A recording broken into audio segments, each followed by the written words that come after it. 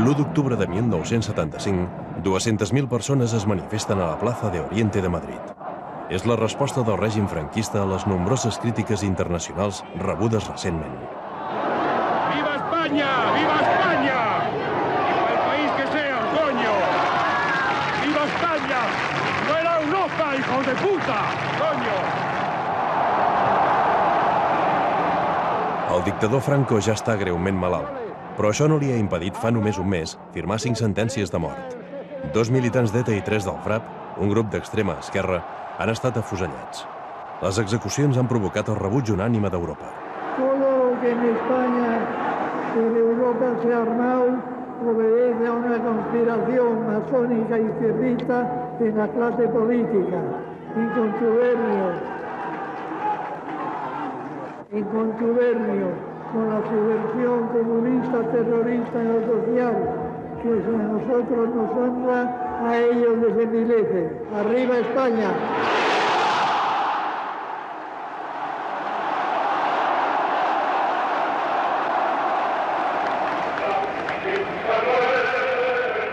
El règim franquista s'està acabant com va començar, amb morts. El mateix 1 d'octubre, un grup terrorista fins ara desconegut, els Grapo, mata 4 policies a Madrid com a revenja per les 5 execucions. Un dels policies va ser rematat a cops de culata. Yo era partidario de atentados de más altura, o sea, concretamente entonces sugerí la posibilidad de matar a uno de los jueces, un juez militar, ¿no? Pero no se aceptó porque parecía muy difícil y seguramente que era muy fácil, porque entonces la verdad es que las autoridades y tal apenas tenían protección, iban por ahí, sus teléfonos estaban en la lista telefónica, era una situación de confianza increïble. Acaben de néixer els grups revolucionaris 1 d'octubre, els Grapo, un grup marxista-leninista que més tard posarà en perill el mateix procés de transició a la democràcia. El Grapo básicamente era un grupo armado formado a partir del PCR con la idea de crear las condiciones para una insurrección de masas. Las condiciones eran destruir la legalidad que llamamos nosotros fascista, destruirla mediante golpes que animaran a la población a alzarse, puesto que nosotros suponíamos, como suponía la izquierda, que todo el mundo estaba absolutamente, era opuesto al franquismo y estaba deseando acabar con él cuanto antes, cosa que era absolutamente falsa, claro.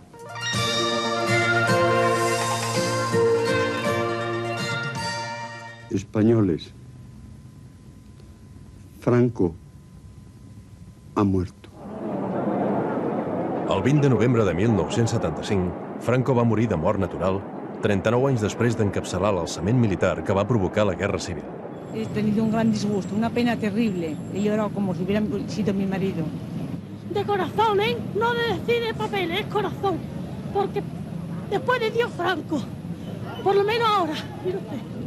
Creo que ha sido un hombre importante para la historia y creo que después de la confianza que se depositó en él el pueblo español, creo que debe depositar también en el rey para continuar, o mejor empezar, los índices democráticos que todos necesitamos.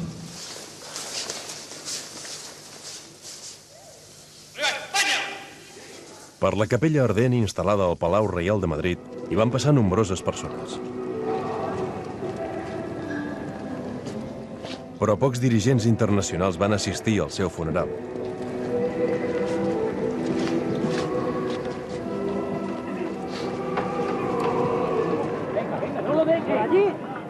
Un dels presents va ser el general Augusto Pinochet, que el 1973 havia ocupat el poder a Xile amb un sagnant cop militar. Pinochet va aprofitar la seva estada a Madrid per entrevistar-se amb Stefano Della Chiae, un neofeixista italià acusat de nombrosos atemptats al seu país. Un mes abans, el grup de Della Chiae havia complert un encàrrec de la policia política de Xile: atemptar a Roma contra Bernardo Leighton, adversari polític de Pinochet.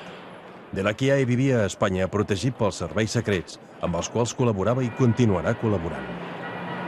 Della Chiae, per encàrrec dels serveis secrets espanyols, juntament amb altres neofeixistes que eren a Espanya, va cometre accions contra ETA. El generalísimo Franco nos permitió de vivir en España. y nos permitió de vivir en España en un momento en el cual ningún país de Europa nos permitía de vivir. Yo conservo por el generalísimo Franco un profundo respeto y un agradecimiento total. No habría habido lugar, no en España, sino en el mundo, para dar cabida en un recinto cubierto a esta ingente cantidad de españoles reunidos para tributar su último adiós al caudillo Franco. Franco va ser enterrat a la Basílica del Valle de los Caídos, el monument que ell mateix va dissenyar i que va ser construït per presoners republicans.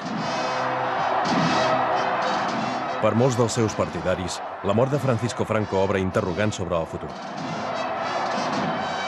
Molts voldrien que tot continués com fins ara. Alguns, al llarg de la transició, faran tot el possible per impedir els canvis.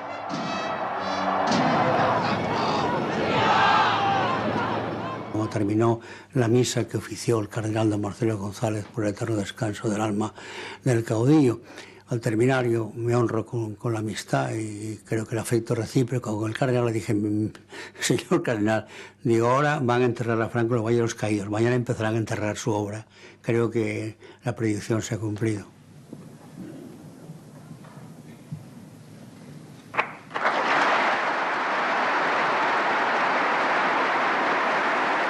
Tal com havia disposat el mateix Franco, el príncep Joan Carles el va succeir al capdavant de l'Estat a títol de rei. Joan Carles va haver de jurar fidelitat a les lleis fonamentals del règim franquista i als principis del Movimiento, el moviment polític creat per Franco que aglutinava els guanyadors de la Guerra Civil. Juro por Dios y sobre los santos evangelios cumplir y hacer cumplir las leyes fundamentales del reino y guardar lealtad a los principios que informan el movimiento nacional. Si así lo hiciereis, que Dios os lo premie, y si no, que os lo demande. Desde la emoción en el recuerdo a Franco, ¡viva el rey! ¡Viva! ¡Viva España! ¡Viva!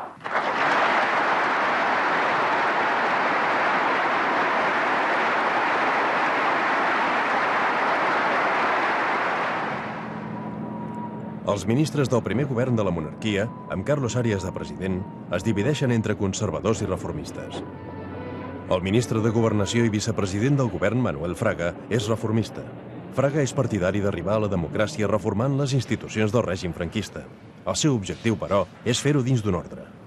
Conseguir que aquel momento, rompiendo viejas tradiciones, no fuese un momento de violencia, de improvisaciones, de algaradas, sino que se hiciese dentro de una continuidad razonable, sentar las bases para el comienzo de una transición ordenada, de modo de hacerlo en paz y que hubiera transición. Y naturalmente no eran tareas fáciles ni cómodas.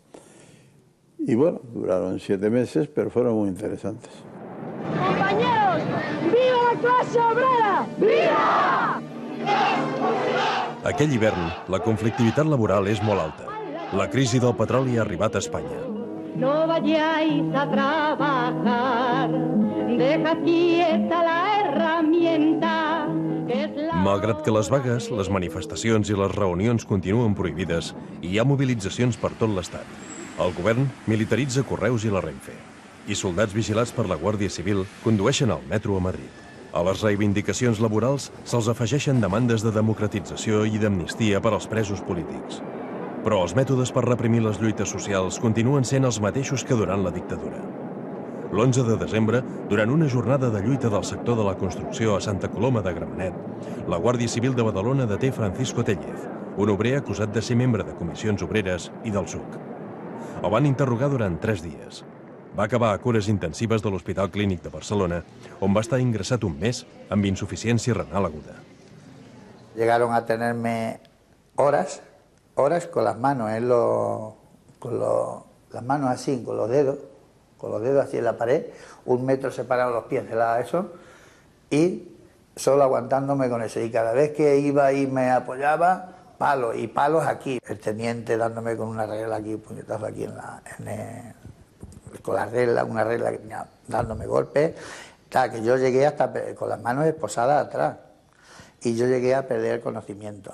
Dice, y te vamos a coger, te vamos a pegar 2 tiros y te vamos a tirar a la playa. Dice, que veas dónde está el agua, porque hay una ventana que daba allí a la playa. Te vamos a tirar y aquí nadie se va a enterar de nada. Y vamos a ir a por tu mujer y le vamos a hacer lo mismo que te estamos haciendo a ti. Bueno, que llegaron hasta coger y desnudarme, sentarme, o sea, ponerme tendido en un sumier con una vela bajo los testículos. Y venía alguno y decía, bueno, Francisco, ¿por qué no hablas? Porque esta gente son unos separatistas, porque estos catalanes son unos separatistas que lo que quieren es engañar, o porque tal, porque cual. ¿Por qué no coges y nos dices a los que conoces y tal y cual? Y yo digo, mira, yo voy a decir una cosa. Digo, no sé nada. Digo, pero es que aunque lo supiera, tampoco lo iba a decir. ¡Amnistia! ¡Amnistia! ¡Amnistia! A principis de febrer, a Barcelona es convoquen les manifestacions més grans que fins ara s'han fet a tot l'Estat.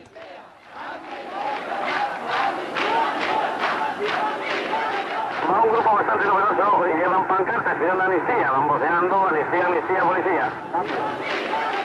La crida és la de llibertat, amnistia i estatut d'autonomia, i han estat convocades per l'Assemblea de Catalunya, l'organisme que des del 1971 aplega l'oposició antifranquista.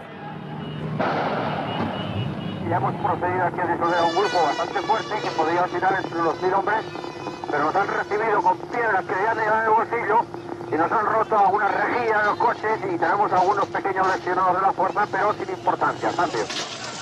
El rei havia concedit un indult, però a les presons encara hi queden uns 600 presos polítics.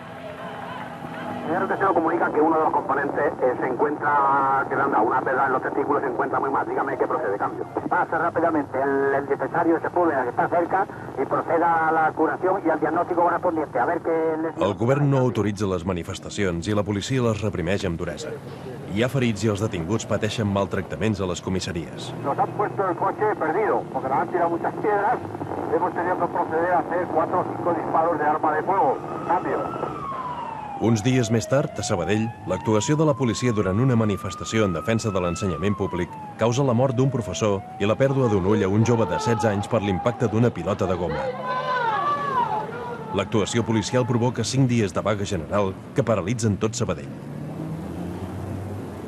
Éramos gente que teníamos una baja preparación para actuar en la calle, porque nuestra misión era la misión de la Policía Armada, que nacieron en el 41, en plena dictadura, eran vigilancia total y permanente y represión. A esos casos nos sujetábamos. Si no teníamos mucha mejor actuación es porque nosotros no teníamos mandos naturales. Nuestros mandos procedían del ejército. Tenían otras miras referente a lo que era la actuación en la calle, a lo que era el trato con el público.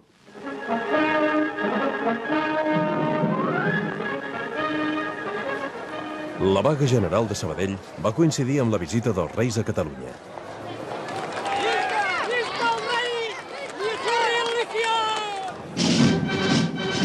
És la primera visita oficial que fan i vol ser el símbol de la voluntat de canvi del nou rei.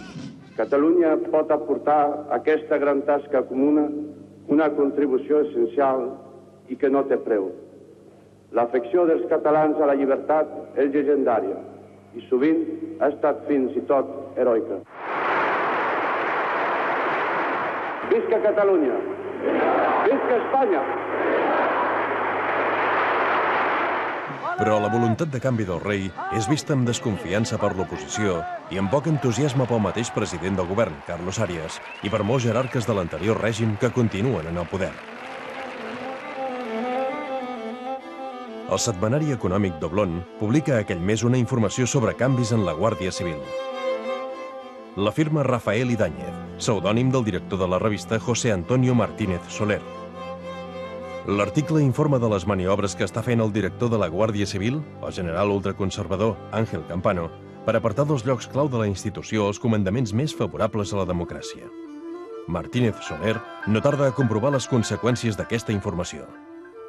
Al salir de mi casa, un coche se me cruzó en el camino, abrieron las puertas, salieron con metralletas y con la cara tapada, ¿no? con pasamontañas, me echaron un líquido, un spray, y en ese momento cerré los ojos, claro, para proteger la vista, me quemaron la cara y ya no vi nada más. A Martínez Soler el porten amb els ulls embenats a un lloc de la muntanya. Els seus segrestadors el torturen durant hores. Volen saber d'on ha tret la informació per fer l'article. Fins i tot li fan un simulacre de fusellament.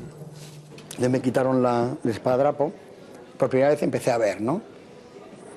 Tenía los ojos muy quemados y tal, pero entonces pues me quité un poco como el agua y vi que era todo sangre, ¿no? Entonces, bueno, pues pude empezar a mirar y vi que había un señor enfrente con el pasamontañas, ojos azules y un pistolón muy grande, ¿no? Entonces me señaló a los ojos, a 2 palmos de los ojos.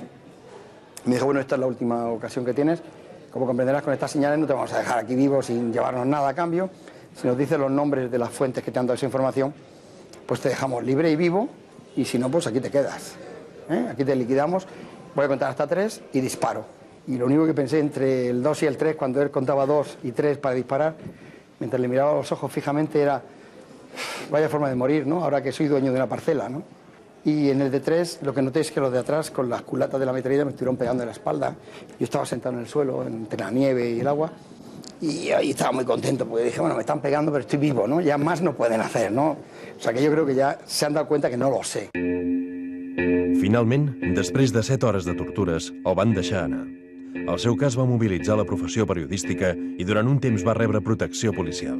Mai es va saber qui van ser els autors del segrest, però tot apunta als serveis d'informació de la Guàrdia Civil.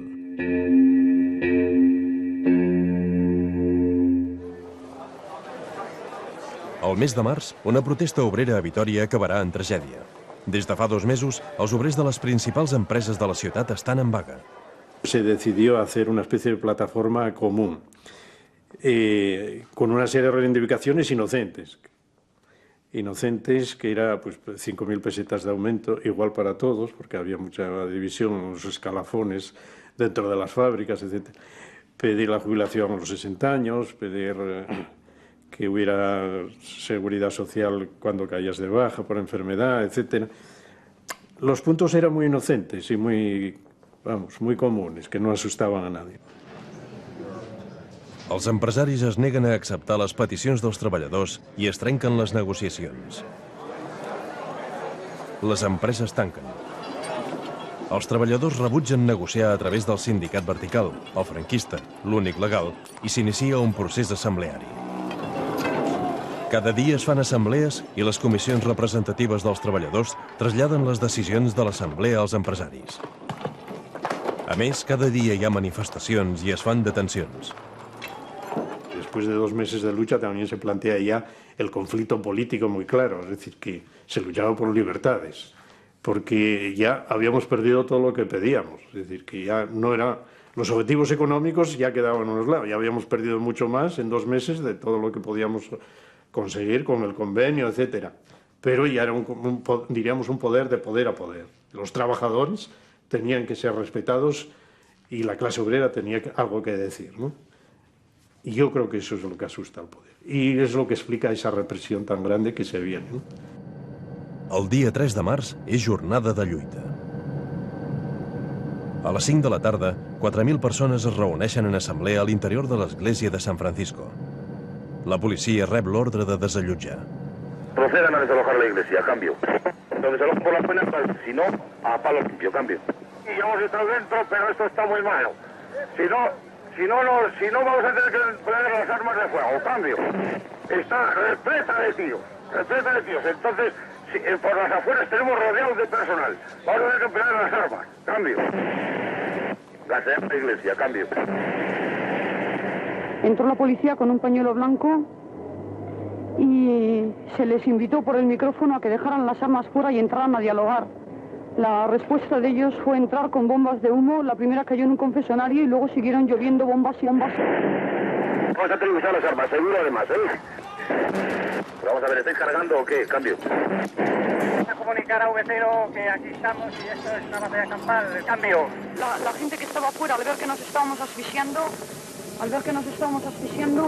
empezaron a tirar piedras a la policía para que desacordonaran la iglesia, que tenían totalmente acordonada hasta las ventanas y las puertas y todo. Entonces empezó a salir la gente y la policía empezó a tirar con metralleta.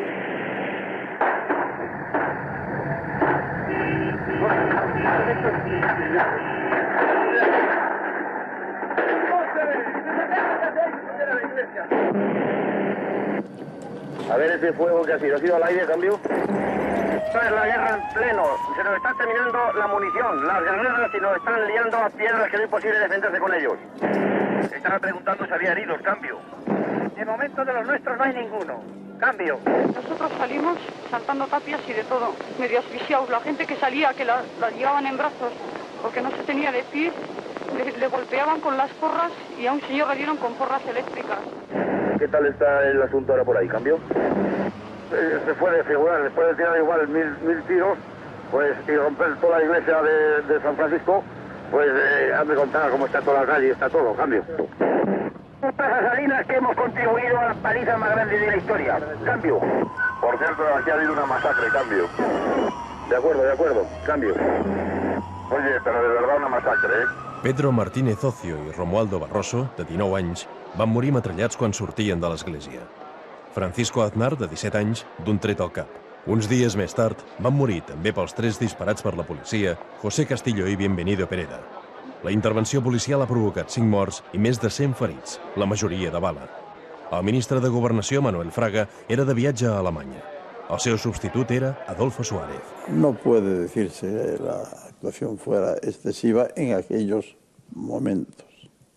Fíjese usted cómo han actuado ahora los rusos en un incidente serio. Cuando hay problemas serios en marcha, cuando se juega... Pues no estamos jugando mucho en aquel momento. Obtener lo que tuvimos, una transición pacífica y benéfica y constructiva, o un periodo de caos de tantos que habíamos tenido desde 1810. Y afortunadamente no fue así.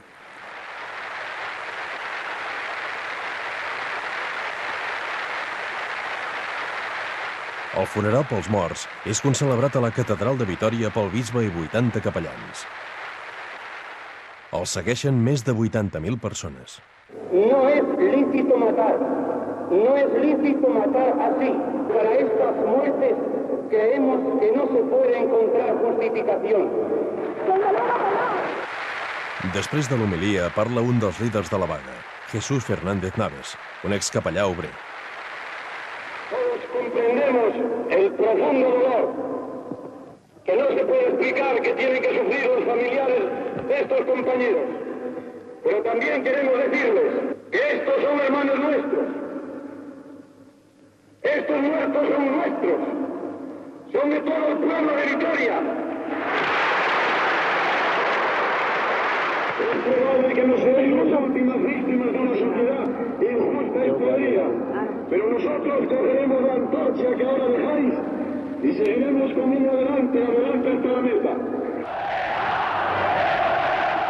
Uns dies després, Naves i 2 altres dirigents de la vaga són empresonats i acusats de sedició.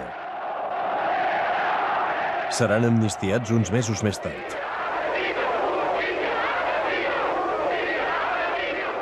El régimen tenía que buscar unos cabecillas, sí. Y dijo Fraga alguna vez, que para mí era la mejor definición de Vitoria.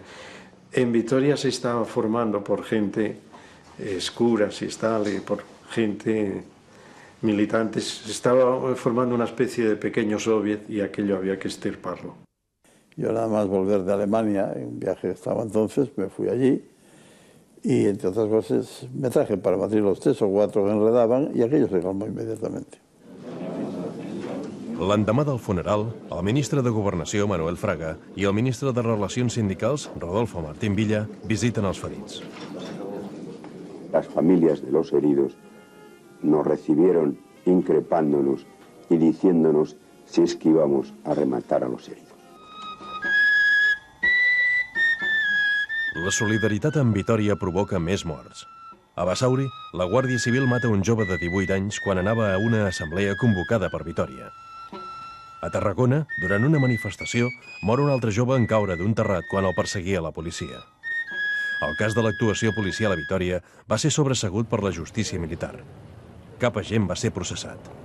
La inmensa mayoría de los casos quedaban impunes, es decir, no se investigaba porque no existía voluntad por parte del poder político. No tenemos que olvidarnos que las fuerzas de seguridad eran parte de las Fuerzas Armadas. Hasta 1983 la Policía Nacional desfilaba el Día de las Fuerzas Armadas, ¿no? Y por lo tanto cualquier tipo de denuncia en contra de las fuerzas de seguridad suponía en gran medida una especie de denuncia indirecta de las propias Fuerzas Armadas. Durant aquest mes de març, ETA segresta Ángel Berazadi, propietari de Tricotosa Sigma, i demana un rescat a canvi de la seva vida. Berazadi és la quarta persona segrestada per ETA en la història de l'organització. Fins ara a tots els ha deixat anar. En el cas dels empresaris, amb el previ pagament d'un rescat. Però ara el govern ha anunciat que perseguirà qualsevol intent de negociar amb ETA. ETA va néixer el 1959 en medis universitaris i religiosos bascos vinculats a les joventuts del PNB. A finals dels 60 i principis dels 70, ETA comet importants atemptats, com el que va costar la vida al cap de la Brigada Político-Social de Sant Sebastià, Melitón Manzanas, o l'assassinat del president del govern franquista el 1973, l'almirall Luis Carrero Blanco. Durant la dictadura, militants d'ETA han mort en enfrontaments amb la policia, se'ls ha aplicat la pena capital o estan condemnats a cadena perpètua.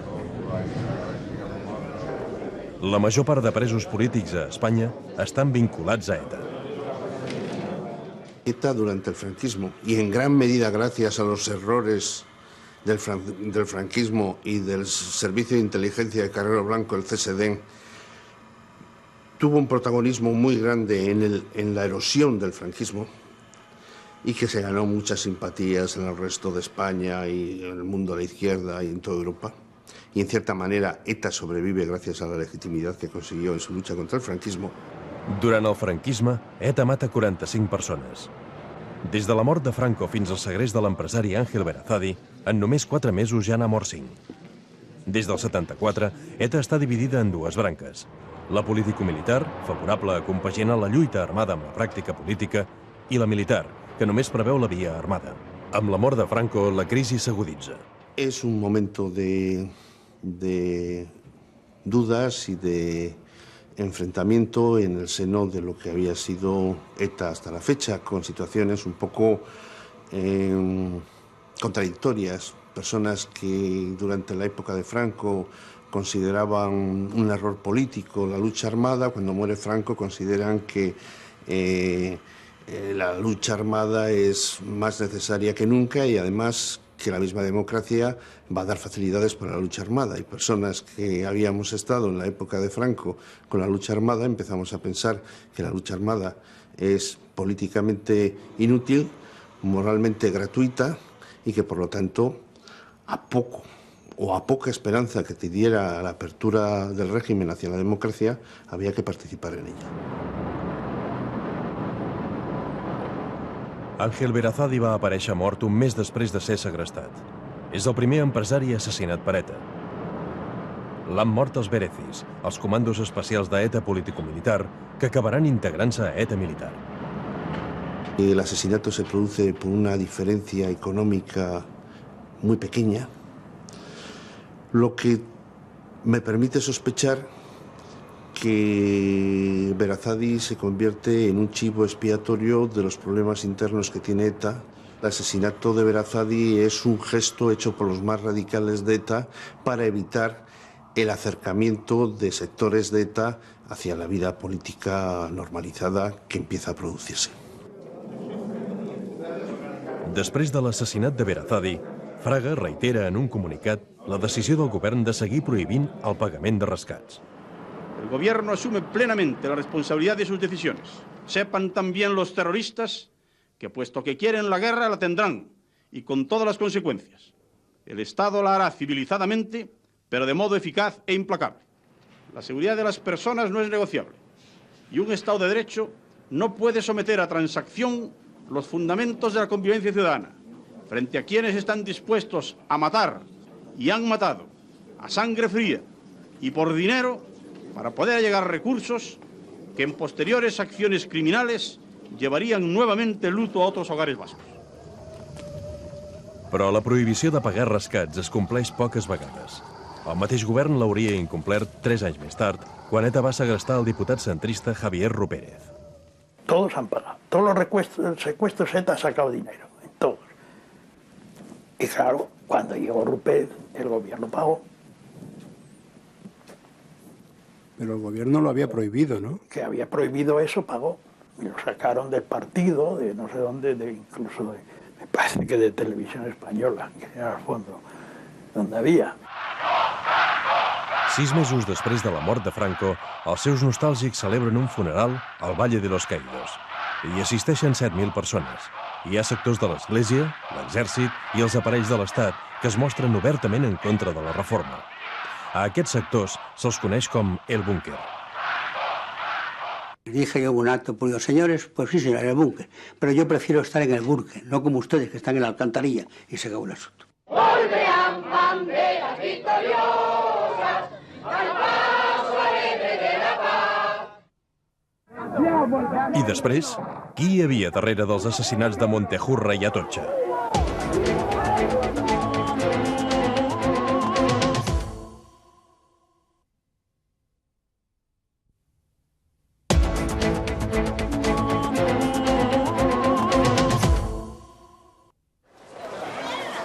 A principis de maig, el Partit Carlista, com cada any, celebra un Via Crucis a la muntanya de Montejurra, a prop d'Estella, a Navarra.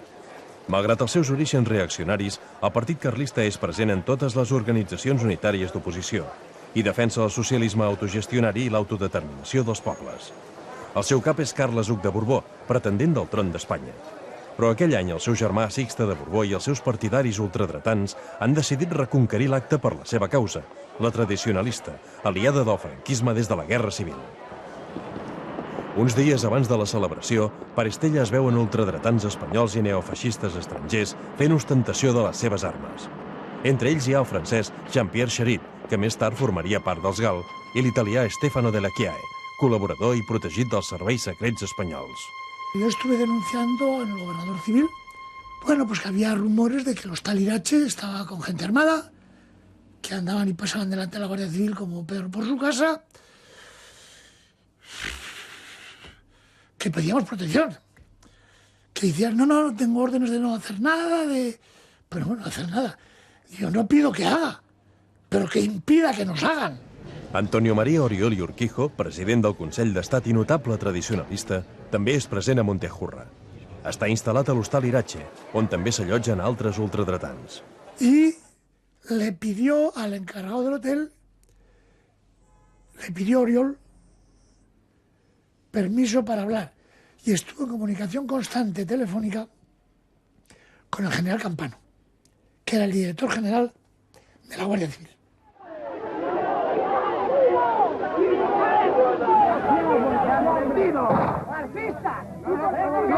El dia 9, poc després de començar el Via Crucis al costat del monestir d'Irache, al peu de la muntanya, apareix un grup de gent vestits amb roba militar. Y de pronto empiezan a gritar Carlos Hugo traidor, comunistas fuera, y empiezan a tirar piedras. Y al frente de la formación iba el hombre de la gabardina. Y en aquel momento ya el hombre de la gabardina ya iba con pistola en mano. Y se enzarzó una discusión. Aniano pues les diría cobardes o lo que fuera. Se enzarzaron una discusión. Y cuando estaban en esta discusión, el hombre de la gabardina levanta la pistola, plin, plin, y le suelta un par de tiros. Aniano Jiménez rep un tret que li causarà la mort uns dies després. L'home de la gabardina és José Luis Marín García Verde, un oficial retirat de l'exèrcit. Pues la Guardia Civil allí vio al hombre de la gabardina con la pistola, ni se incautó de la pistola, ni lo detuvo para una indagatoria. Nada, de nada, de nada. Els carlins decideixen continuar els actes. Al cim de Montejurra hi ha previst celebrar-hi una missa. Carles Hug i la seva dona, la princesa Irene d'Holanda, comencen l'ascensió. Els primers carlins que arriben al cim es troben que està pres pels ultradretans. Hi ha Sixte de Borbó i el seu secretari, José Arturo Márquez de Prado, que dirigeix l'operació. Y por megafonía oímos, pues atención, ahora os va a hablar el infante Sisto de Borbón Palma, ¿no? Y nosotros pues dijimos, Carlos Hugo, libertad, ¿no? Se gritó esa, que nos salió espontáneamente, que nadie llevaba consignas de nada, ¿no? Entonces empezamos a gritar, Carlos Hugo, libertad, y de arriba dijeron, disparar. Y que, aunque él lo ha negado, que el que dio la orden de fuego fue Pepe Arturo Márquez de Prado. Fuego raseado. Y el chico este Ricardo, que estaba al lado mío, pues cayó. Y yo, pues en esos momentos llena de rabia, ¿no? Y de ver eso, pues dije que salga Sisto, ¿no? Sisto me oyó y dijo, dejarla pasar. le vi que llevaba una capa de guardia civil encima de la gabardina. Y había por allí guardias. Entonces le dije yo, pero Sisto, has convertido un día de alegría en un día de tristeza. ¿Pero qué es esto? Y me dijo él que venía a rezar por los muertos de los comunistas. Entonces le dije, ¿y los derechas a cuántos no han matado? Ricardo García Pellejero, un veí d'Estella de 20 anys que havia pujat a esmorzar amb uns amics, rep 2 trets de metralladora que li causen la mort. I hi ha més ferits. Malgrat la presència de Guàrdia Civil i de policia, tampoc es deté ningú. El ministre de Governació, Manuel Fraga, de tornada d'un viatge oficial a Venezuela, dona la seva opinió sobre els fets. Lo primero que tengo que decir es que yo estaba aquí mientras ocurrieron esos hechos, no me fui, estuvieron determinados, y que asumo la plena responsabilidad de lo que haya ocurrido. Si nosotros hubiéramos prohibido un acto respetable en su origen y durante muchísimos años se ha celebrado sin incidentes, pues la gente hubiera dicho, qué barbaridad, por ahí ven Montejurra, qué mal están las cosas. Si la fuerza pública, ejemplar en cumplimiento de las órdenes que tenía y de las que, vuelvo a decir, asumo la responsabilidad, en lo alto de un monte hubiera intervenido de forma masiva, pues hubiera dicho, qué barbaridad, qué destrozo ha causado la Guardia Civil. Lo que es claramente condenable es que determinados personajes o personajillos de determinadas familias extranjeras se permitan jugar a la política a costa de la paz de España. Yo le aseguro a usted que no lo volverán a hacer. El general Sáenz de Santamaría, que aleshores era el cap d'estat major de la Guàrdia Civil, amb Ángel Campano com a director general i que després va ocupar alts càrrecs en la lluita antiterrorista, té una altra versió dels fets. Se organizó desde el Ministerio del Interior y el SECED, que entonces era Servicio Central de Documentación, que fue el antecesor al CSI, pues una operación para tomar Montejurra, reconstruir Montejurra para el carlismo oficial. Márquez de Prado empezó a aparecer por la dirección de la Guardia Civil. Entonces, Márquez de Prado pidió a Campano que para el día de Montejurra le dejase las comunicaciones, o sea, teléfonos, radioteléfonos al personal que iba a poner allí. Porque de acuerdo con el CSE habían empezado a contratar personal en los ultras de los partidos fascistas europeos, del PIDE, italianos, había incluso argentinos, pedían armamento y medios de transmisión. El CC también repartió entre todos estos mercenarios que iba contratando cachavas, bastones, decía que para ayudar a la subida del cerro, pero en realidad era para la confrontación que se preveía que estuviesen dando cachavazos.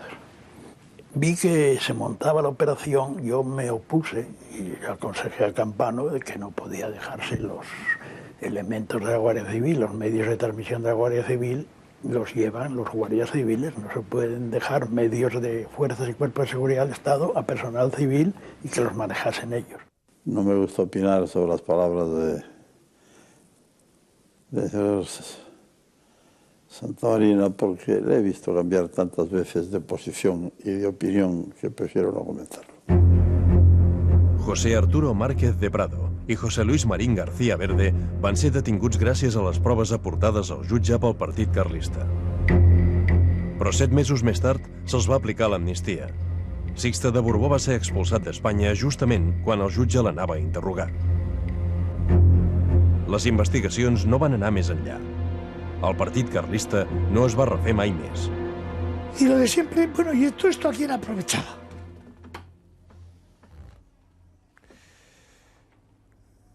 Pues realmente, ¿quién podía tener miedo?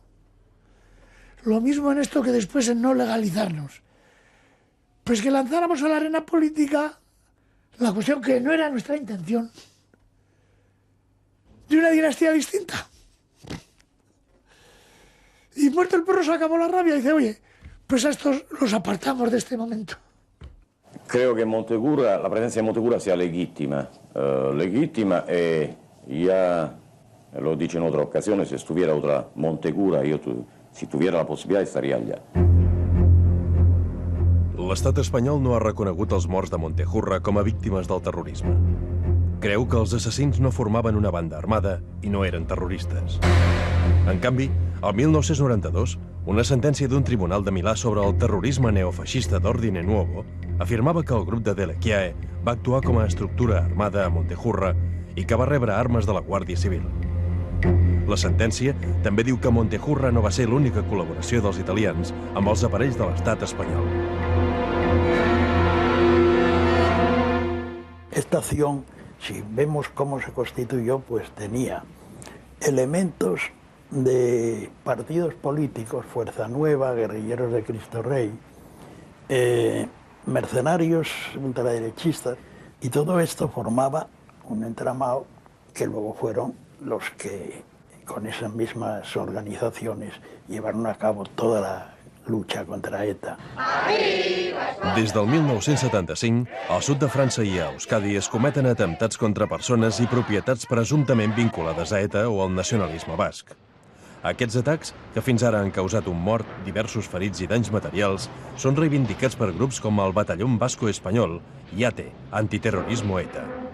Més endavant, fins al 1983, any en què van aparèixer els GAL, aquests grups causaran una trentena de morts. Fueron más bien movimientos espontáneos, porque como es natural, los alcaldes de la etapa anterior veían con gran preocupación lo que podía ocurrir. Y de hecho ocurrió, inmediatamente empezaron los asesinatos selectivos de ETA, muchos de los cuales fueron contra alcaldes de origen tradicionalista, etc. ¿Había miembros de las fuerzas de seguridad implicados en estos grupos? Que yo sepa, no. Y si lo hubiera sabido, lo hubiera impedido. No, ese fue un movimiento natural de autodefensa, como volverá a verlo muy pronto en el País Vasco. Ya en este momento empieza a notarse. A través de los agentes, bien de la policía, de la Guardia Civil, en sus momentos, pues ayudaban a esos grupos a base de o bien medios, algunos medios materiales, algún armamento, o bien fondos reservados. Al juliol, Adolfo Suárez és nomenat president del govern. El rei ha cessat Carlos Arias. El nou ministre de Governació serà Rodolfo Martín Villa. Suárez anuncia la celebració d'eleccions abans del 30 de juny de 1977 i la petició al rei d'una amnistia per als presos polítics. L'endemà d'aquest anunci, el 18 de juliol, esclaten bombes en edificis oficials i monuments a 30 ciutats de tot l'estat. És la reaparició dels Grapo. Ahora hay controles en todas partes, donde quieras pasar, ¿no? Pero entonces tú podías meterte en Capitanía General con el pretexto más nimio y pasearte tranquilamente por los pasillos, ¿no? O en edificios militares, en casi cualquier edificio. Yo recuerdo haber estado en el Ministerio de Justicia, paseándome por allí pensando dónde se podían poner bombas. Había unos jarrones enormes en algunas esquinas y tal, y bueno, aquí seguro que no los limpian en meses, ¿no? A finals de juliol, el Consell de Ministres aprova una amnistia per als delictes polítics i d'opinió. No hi estan inclosos els delictes de sang i la possessió d'armes i explosius. Amnistia! Amnistia! Amnistia! Amnistia! Amnistia! La concessió de l'amnistia és la principal exigència de l'oposició democràtica. Un dia després de l'aprovació de l'amnistia, els Grapo tornen a atacar i moren 2 terroristes. Cuando el franquismo decide evolucionar, decide organizar la transición hacia una democracia liberal, pues nosotros estamos totalmente en contra. Decimos que eso sigue siendo el fascismo con algunos retoques y que la oposición quiere colaborar en ello a fin de conseguir algunos medios, algunos cargos burocráticos, etc. Aquell estiu, la policia estrena nou material antidisturbis. S'ha d'adaptar als nous temps. Els drets de reunió i manifestació ja estan reconeguts. Els comandaments policials reben noves instruccions. S'ha de ser tolerant amb els partits socialistes i semitolerant amb el Partit Comunista. I no s'ha de mostrar cap tolerància cap als partits a l'esquerra del PSE. La premsa es mostra preocupada per la violència política. En 9 mesos de reforma han mort 30 persones i gairebé un centenar han resultat ferides. L'últim mort ha estat Javier Verdejo Lucas, un estudiant de 19 anys mort per la Guàrdia Civil en una platja d'Almeria quan pintava en una paret les paraules pan y trabajo. La versión que daban, que ya se estaba transmitiendo y tal, pues era terrible. O sea, la versión es que unos chicos están pintando, se les da el alto y un policía sale detrás, un guardia civil sale detrás, tropieza y se le dispara el arma y le pega un tiro en la garganta. Además dice que por detrás. No me parece que tenga mucho sentido el tema. Pegarle un tiro a alguien hay que tener puntería. Lo otro sería tener demasiada mala suerte. El periodista Manuel Gómez Cardenya va poder reconstruir els fets a través de testimonis presencials. Els testimonis donaven una altra versió de la mort. Alguien oyó que decía un guardia civil, con esta mano ya no vas a volver a pintar más. Y entonces parece que intentó pues, dispararle en el brazo o lo que fuera. Un chaval con 19 años no se deja disparar ni en el brazo ni en ningún lado, se mueve y puede ser que al moverse le diera en la yugular o aquí, en la garganta y pudiera explicar las manchas de la pared. La investigació del diari Ideal és l'única que, fins ara, s'ha fet sobre la mort de Javier Verdejo. Vino el contraste de proteger a reprimir, y todavía quedaba la idea de reprimir. Y entonces algunos se iban y disparaban cuando no había que disparar, o actuaban como no había que actuar. Y ahí siempre había un estudiante muerto que producía un atasco en la marcha de la transición, no cabe duda. Pero buscando las causas profundas eran esos, era el cambio. Tienes que cambiar a 60.000 hombres la mentalidad de 40 años. Cambiar la mentalidad y también procurar una actuación que frente a los ciudadanos no les hiciera ver que con la democracia y las libertades venía el desorden. Las dos cosas, es decir, era un tema de policías y de guardias civiles, pero era una cuestión fundamentalmente de ciudadanos, que afectava a los ciudadanos. Al mes d'agost, 100 membres d'ETA político-militar decideixen en una assemblea al sud de França crear un partit polític. En la séptima asamblea se aprueba y se decide la creación de un nuevo partido político que fuera la vanguardia de lucha de masas en la democracia burguesa. Volen presentar-se a les pròximes eleccions, però sense renunciar a la lluita armada. Són les tesis del líder d'ETA político-militar, Eduardo Moreno Vergareche, Pertur. Había que participar en democracia, participar en el sistema y hacer que la organización armada, como decía Pertur, fuera la retaguardia de las conquistas alcanzadas por la vanguardia política que sería el partido. Esa simple formulación le supuso a Pertur que le asesinaran. Pertur havia desaparegut a prop d'Hendaia un mes abans de l'assemblea. ETA culpa els grups d'ultradreta de la seva desaparició, però el dia que va desaparèixer va ser vist acompanyat de Francisco Mújica Garmendia, Paquito, i de Miquel Apalategui, Apala. Tots dos són contraris a la línia política de Pertur. Tots dos, més tard, seran dirigents d'ETA militar. El cadàver de Pertur no ha aparegut mai. La tesi de Pertur marcarà la escissió més gran que hi ha hagut mai a ETA. Y esa herencia, a la herencia de todos los que han dado su vida. ETA político-militar es presentarà a les eleccions del 1977 dins de la coalició Euskadiko-Esquerra i aconseguirà un diputat. El 1981 abandonarà definitivament les armes. ETA militar encara continua.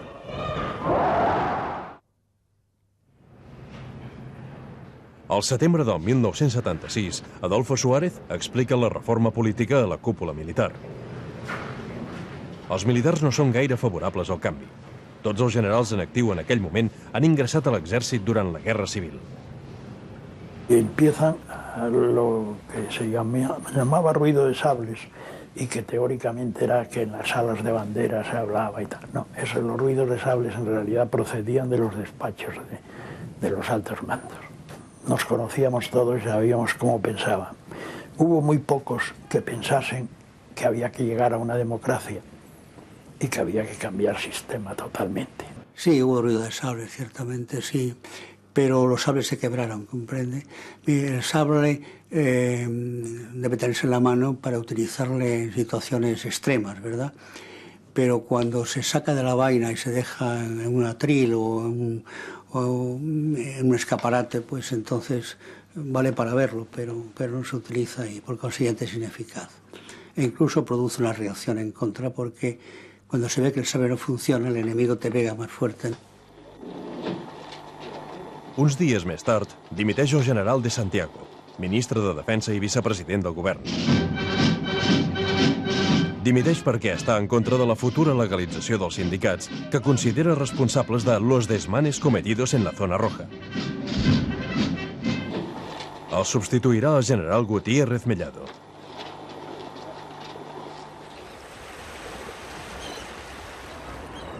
A principis d'octubre, ETA comet l'atemptat més important des de l'assassinat de Carrero Blanco.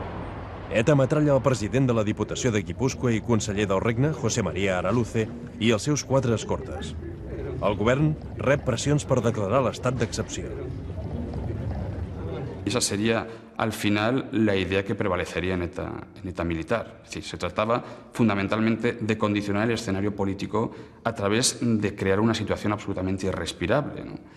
Y realmente casi lo consiguieron, aunque eso ya fue en 1981, ¿no? El 23 de febrero, en cierta manera, hay que verlo como consecuencia de esa estrategia, ¿no?, de desestabilización por parte de ETA en ese periodo, ¿no?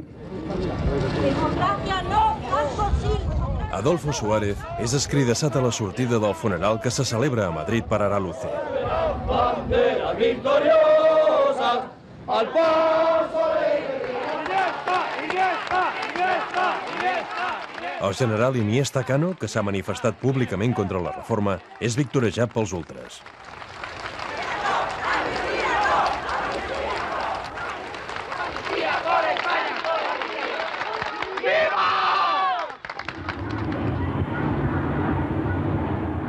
Uns dies abans, els guerrilleros de Cristo Rey, un grup nascut durant el franquisme, assassinen a Madrid, durant una manifestació, Carlos González, un estudiant que ni tan sols participava en la protesta. Los guerrilleros de Cristo Rey son organizaciones que surgen para ayudar a la policía en la universidad y para ayudar a la policía en medios obreros. Y cuando decimos ayudar a la policía, en un sentido represivo, es decir, denunciando dónde se están reuniendo, dónde hay organizaciones, dónde hay asambleas, y sobre todo para realizar ese trabajo que la policía ha dejado de hacer porque a lo mejor da una mala imagen para el régimen, lo cual significa obviamente amenazas y agresiones. El 18 de novembre és una jornada històrica. Se va a proceder a la votación. No. Sí. El proyecto de ley ha sido aprobado. Se levanta la sesión. Adolfo Suárez aconsegueix que les Corts franquistes aprovin el seu projecte de reforma política. Dels 500 procuradors en Corts, 425 hi van votar a favor. Yo entiendo que eso fue una traición. Franco fue un perjurio. Bueno, parte del argumento moral es que el señor que ha jurado unos principios invocando a Dios, pues comete perjurio. No creo que la idea de perjurio se haya modificado en el curso de la historia. Y por consiguiente son responsables de todo lo que está sucediendo en España. El fusilamiento del capitán y fundador y alistante por la horda marxista y la muerte de Francisco Franco, capitán y caudillo de la Cruz. Blas Piñar és un dels oradors de l'acte d'homenatge a Franco amb motiu del primer aniversari de la mort del dictador. 100.000 persones s'apleguen a la plaça de Oriente.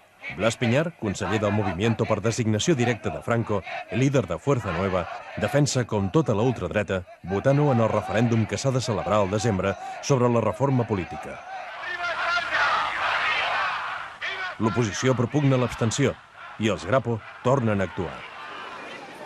Aquest cop, els Grapo han segrestat l'exministre franquista Antonio María Oriol i Urquijo, actual president del Consell d'Estat, la quarta persona en la jerarquia política d'Espanya i destacat membre de l'oligarquia financera.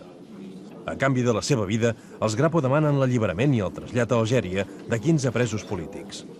L'oposició creu que darrere dels Grapo hi ha la ultradreta o els serveis secrets. Nosotros queríamos, primero, solidarizarnos con los violentos, como nosotros, y demostrar a la población que esa era la única vía para conseguir cualquier concesión, ¿no? O sea, hacer retroceder al fascismo, como nosotros decíamos, hacerlo retroceder a base de golpes, que no había otra manera. Todo nuestro análisis era una estupidez, una estupidez muy razonada, muy racionalizada, etcétera, como suelen ser este tipo de estupideces, ¿no? Entonces, decir que alguien nos influía, nosotros éramos idiotas por nuestra propia cuenta. El president Adolfo Suárez compareix a la televisió. El referèndum se celebra sota la pressió del segrest d'Oriol.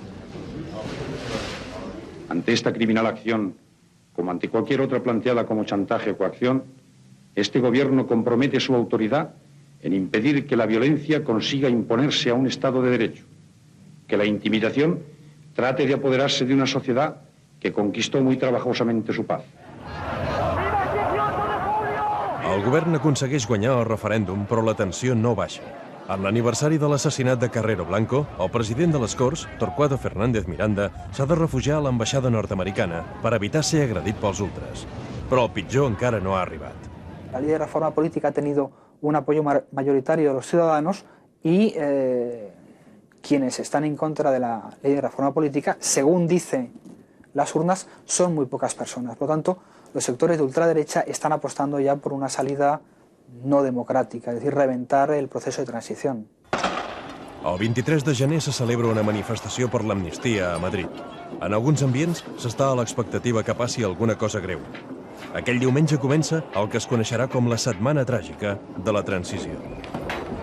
Hay órdenes de Milán de Bosch, capitán general de Madrid, a la corazada Brunete para que tengan ultimados preparativos para el caso de que la manifestación que va a tener lugar en Madrid se desmande en un sentido izquierdista y el ejército tenga que intervenir. Durant la manifestació del diumenge, Arturo Ruiz, un manifestant de 18 anys, mor d'un tret a l'esquena. Els autors de la mort han estat dos ultradretans, l'argentí Jorge Cesarsky i Jorge Fernández Guaza. Cesarsky només serà condemnat per possessió il·lícita d'armes i aviat sortirà de la presó. Fernández Guaza, que havia estat guardaespatlles de Blas Piñar, no va ser detingut mai. La investigació no va anar més enllà. Entonces alguien se enfrentaron con uno y uno se vio muy amenazado por las noticias que yo tengo, y disparó y le pegó un tiro a Arturo Ruiz y lo mató, ¿verdad? Entonces era muy cómodo echar una culpa a nosotros. Cuando de alguna manera estábamos intentando demostrar la relación que había de todo este grupo de personas con la extrema derecha, con Fuerza Nueva, concretamente su líder Blas Piñar, quizás no interesó y en ese momento sufrimos un cambio de fiscal, por supuesto por ética no voy a decir quién fue el fiscal nuevo que pusieron, pero a partir de ese momento todas las actuaciones que el juez pretendía llevar a cabo eran cortadas de alguna manera por el fiscal. L'endemà, en una manifestació convocada en protesta per la mort d'Arturo Ruiz, mor una jove de 20 anys, Mariluz Nájera, per l'impacte d'un pot de fum al cap. El mateix dia, els Grapos segresten el president del Consell de Justícia Militar, tinent general Emilio Villaescusa. I a la nit es cometrà la matança dels advocats d'Atocha. El secuestro de Villaescusa, eso fue un poco como una demostración de fuerza. Entonces nos sentíamos muy fuertes porque veíamos que la policía no daba con nosotros ni de broma. Es más, pensamos secuestrar a Fraga, culminar esa con el secuestro de Fraga, lo cual hubiera imposibilitado, pensábamos nosotros, las elecciones. El despatx d'advocats laboralistes del carrer Atocha de Madrid es dedica des de fa anys a donar suport legal als treballadors i a les associacions ciutadanes. Els seus membres estan vinculats al Partit Comunista i al sindicat Comissions Obreres, encara il·legals. Aquests dies hi ha una vaga del transport privat a Madrid i ells assessoren els treballadors. Aquella nit, 3 pistolers ultras es presenten al despatx i demanen per Joaquín Navarro, el líder de la vaga, però no hi és. Sin mediar más palabras, salvo las famosas frases comentadas tantas veces, y esas manitas bien arriba, y juntándonos en el hall del despacho, a las 9 personas que estábamos allí, se liaron a tiros con nosotros de la manera más bestial y más feroz. En 2 ráfagas de disparos nos destrozaron a todos, nos tiran al suelo, en el suelo nos volvieron a rematar, y como resultado de ese atentado, pues resultan 5 compañeros muertos, perdona, y 4 resultamos heridos, con mayor o menor gravedad, i estamos aquí para contar. La policia deté amb una velocitat inusitada els autors de la matança. Fernando Lerdo de Tejada, Carlos García Juliá i José Fernández Cerrá, vinculats a Fuerza Nueva, són els autors materials dels assassinats. Francisco Albaladejo, el secretari provincial del Sindicat del Transport Franquista, és l'inductor. Lerdo de Tejada s'escaparà sense arribar a ser jutjat, aprofitant un permís de cap de setmana. Els altres compliran 15 anys de presó. L'assassinat, segons la sentència, va ser un escarment per la vaga del transport, sense més implicacions. Yo estoy convencido de que hubo una decisión organizada políticamente para detener el proceso democrático, ¿no? Lo que ocurre es que, bueno, pues, entre otros, un juez que llevó el expediente de Atocha impidió la investigación completa de todos los datos que llegaban a personal civil vinculado a la extrema derecha española de siempre en los hechos de Atocha, ¿no? Bueno, el caso de Atocha, espero usted que yo recuerde el caso. De eso no tengo ya, el caso de Atocha está clarísimo y no tenemos nosotros ningún tipo de intervención en absoluto, ¿verdad? Es decir, allí lo que pasa es que había un problema de transportes, ¿verdad? De huelga de transportes, que estaban arruinando las empresas de transportes de Madrid, estaban a punto ya de la quiebra. Dos chicos que habían estado aquí con nosotros y que se habían marchado hacía tiempo, cosa que lo tienen ellos declarado, o sea que no me lo estoy inventando yo, ¿verdad? Se marcharon, entre otros, eran de distintos grupos o gente que quería que hacía un acto de patriotismo, fueron los que se encargaron de este caso, los cogieron inmediatamente. Y, en fin, este grupo de inexpertos completamente se ponen nerviosos, se lían a tiros y nos matan a todos, porque un grupo terrorista de verdad, preparado para el oficio seriamente, no deja un testigo vivo. Y estos tíos disparan al azar, que dejan varios vivos, que son los que inmediatamente pues, denuncian y los tienen a todos, como es natural.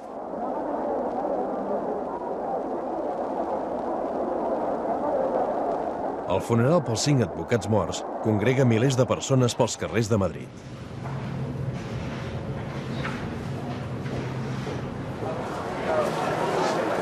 La manifestació s'autoritza després de moltes negociacions. No hi ha cap incident.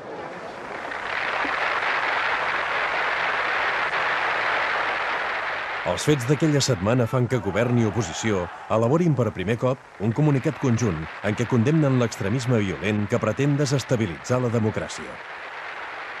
Yo creo que el Partido Comunista, sobre todo en el planteamiento que hicieron del entierro de los abogados laboralistas, se ha dicho muchas veces después, con perspectiva, yo no digo que lo pensara exactamente igual aquel día, pero se ganaron la respetabilidad. Fueron también gente de orden.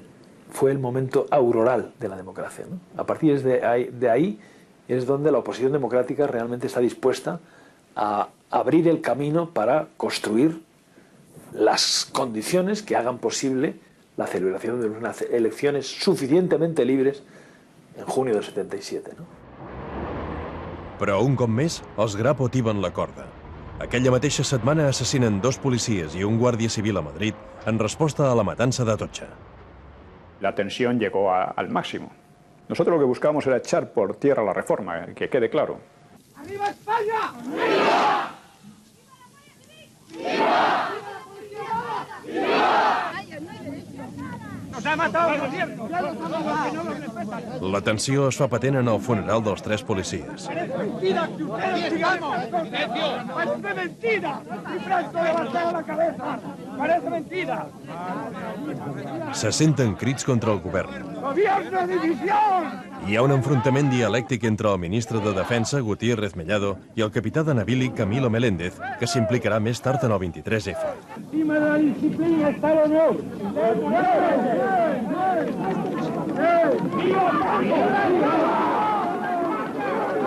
¡Viva el 18 de julio! Els rumors de cop d'estat són insistents. ¡Unidos por Dios y por España! ¡Presente! Al cabo de un cierto tiempo sí que me llegó la noticia de que hubo algunas presiones, sobre todo en el sentido de que había que sustituirme y que había que poner al frente el Ministerio del Interior o de la Gobernación a un militar de alta graduación. ¿Qué tal? Perdón por la espera, pero me he cogido el teléfono. La tensió només es rebaixa quan la policia allibera Oriol i el general Emilio Villaescusa al febrer. Perdón. Yo creo que eso ha sido lo que más he notado la situación en que me encontraba. Creo que no dormiría arriba de 2 horas a 2 horas y media por día lo cual pues se lleva consigo un cansancio bastante grande. Al cervell de la detenció ha estat el comissari Roberto Conesa, un dels caps de la brigada político-social. Conesa és conegut pels seus hàbils interrogatoris i per la seva capacitat d'infiltrar els seus agents en els grups d'extrema esquerra. Ja ho ha fet abans amb el FRAP y se sospita que ho ha aconseguit amb els Grapo. Yo le dije a Conesa que había un coche aparcado ahí. Entonces, un día, el día H, como ellos le llaman, fue cuando ya lo siguieron y se confirmó la noticia que yo le había dicho que estaba Oriol allí. No s'ha pogut demostrar que José Luis Espinosa, un home a sou dels serveis secrets espanyols, s'hagués infiltrat en els Grapo. Però el que sí que se sap amb certesa és que va organitzar l'atemptat que patiria un any després a Alger Antonio Cubillo, líder de l'EMA Payac, un grup independentista canari que des de fa uns mesos atempta amb bombes. Eso fue una etapa de propaganda que dijimos nosotros y le decía que había que evitar que hubiese víctimas por todos los medios, no tenía que haber víctimas. Al mes de març, a l'aeroport de Los Rodeos, a Tenerife, hi ha la major catàstrofe aèria de la història. A la pista topen 2 jumbos i hi ha 561 morts. La causa ha estat un error humà. Però aquests 2 avions han estat desviats a Tenerife des de l'aeroport de Gando, a Les Palmes, perquè hi han col·locat una bomba. La col·locació de la bomba s'atribueix a l'EMA Payac de Cubillo. Yo llamé a toda la gente a ver si había sido algún grupo nuestro, nada. Nos enteramos que la policía había empezado a hacer una investigación a ver quién había puesto esa bomba en el aeropuerto. No, no fue una bomba, fue un petardo, ¿no? Fue un petardo nada más que hizo un pequeño ruido.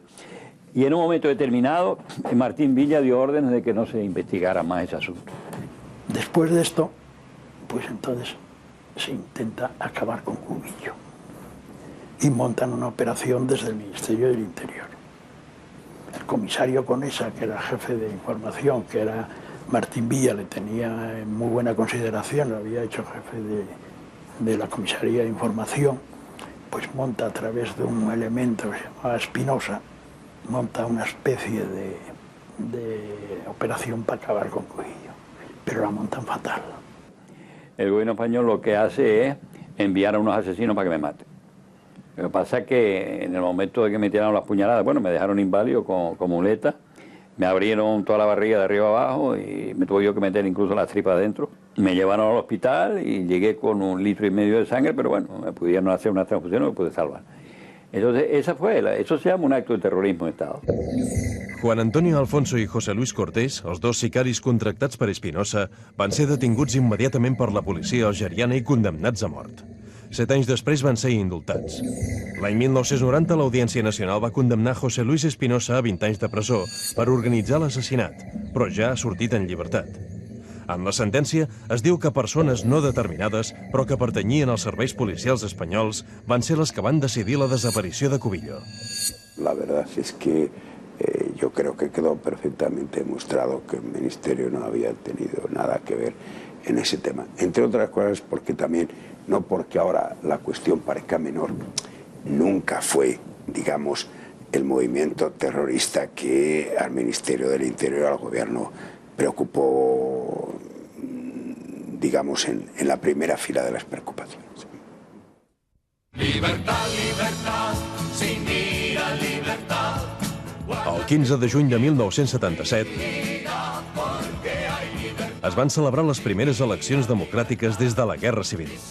En un any i mig, 60 persones que van veure la mort de Franco no van arribar a veure la democràcia per causa de la violència política. Van ser les víctimes de la transició. Sin ira, libertad, y si no la hay,